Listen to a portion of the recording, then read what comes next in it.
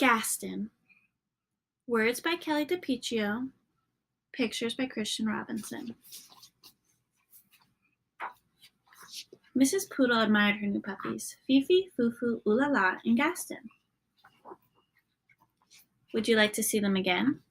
Fifi, Fufu, Ooh La La, and Gaston. Perfectly precious, aren't they? Mrs. Poodle thought so too. The puppies grew as puppies do. 3 were no bigger than teacups. The 4th, however, continued to grow and grow until he was the size of a teapot. Mrs. Poodle took pride in teaching her puppies how to be proper pooches. They were taught to sip, never slobber. Good, well done, very nice. Nice try. They were taught to yip, never yap. Yip, yip, yip, rough. And they were taught to walk with grace, never race. Tip-toe, tippy-toe, whoa. The puppies were also taught how to look pretty in pink, nibble their kibble, and ride in style. Whatever the lesson, Gaston always worked the hardest, practiced the longest, and smiled the biggest. Mrs. Poodle was very pleased with all her puppies, Fifi, Fufu, Ooh La La, and Gaston. Spring arrived, and the proud mother was eager to show off her darlings. She took them to the park for the very first stroll in public. There was much to see, daffodils, ducklings, dogs. Oh dear, who do we have here? Rocky, Ricky, Bruno, and Antoinette. Would you like to see them again? Rocky, Ricky, Bruno, and Antoinette.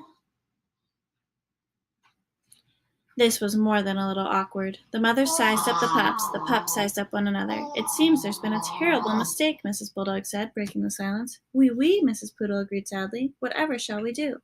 Mrs. Bulldog could not come up with an answer. I guess we'll let them decide, she replied at last.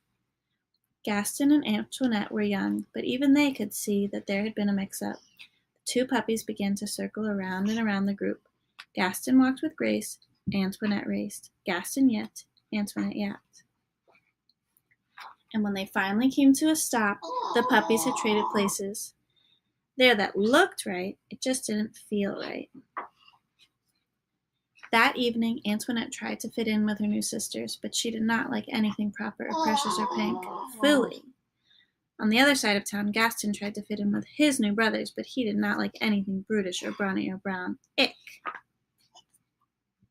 Antoinette and Gaston weren't the only ones who were having a hard time adjusting. The next morning, Mrs. Poodle forgot all about being proper and raced back to the park. Mrs. Bulldog was already there waiting with her burly brood. It seems we've made a terrible mistake, she nearly shouted. Oui, Mrs. Poodle agreed happily. This time, Gaston and Antoinette wasted no time trading places. There, that looked right, and it felt right too. From that day forward, the families met in the park every afternoon to play. Ricky, Rocky, Bruno, and Antoinette taught the Poodle puppies a thing or two about being tough. Likewise, Fifi, Fufu, Ooh La La, and Gaston taught the Bulldog puppies a thing or two about being tender. And many years later, when Gaston and Antoinette fell in love and had puppies of their own, they taught them to be whatever they wanted to be. The end. Want to give the gift of reading to one child in poverty? Donate $3 to change one life. Visit wordrebel.org.